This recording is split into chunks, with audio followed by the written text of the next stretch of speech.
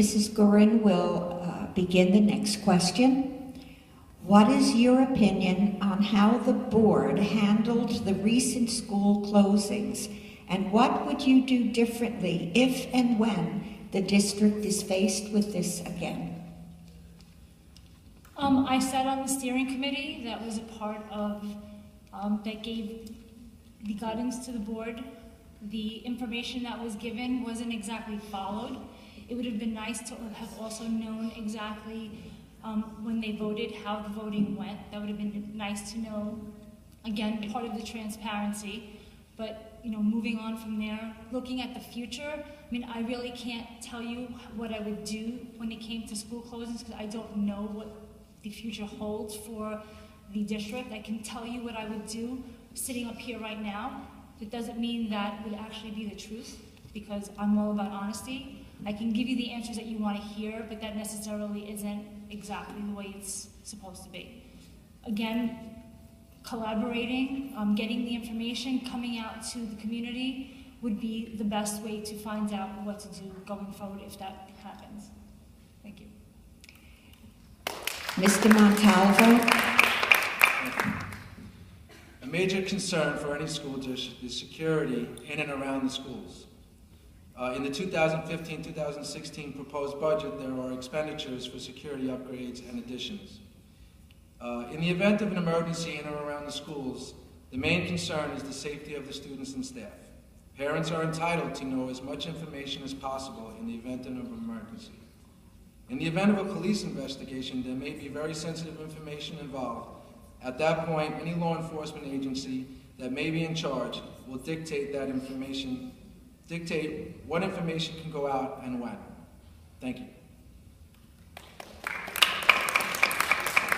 Mr. McElhenney.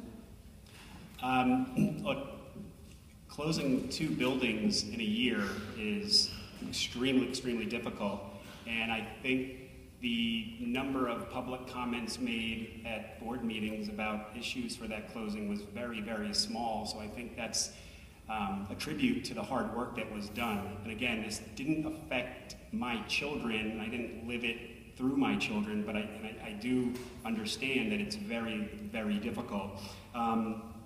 Look, part of my current job is to monitor enrollment monthly, and I provide that information to my superintendent.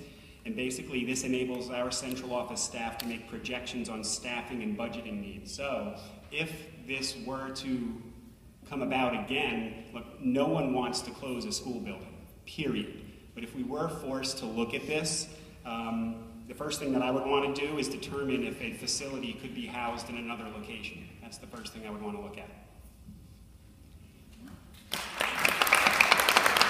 Mr. Kleinberg.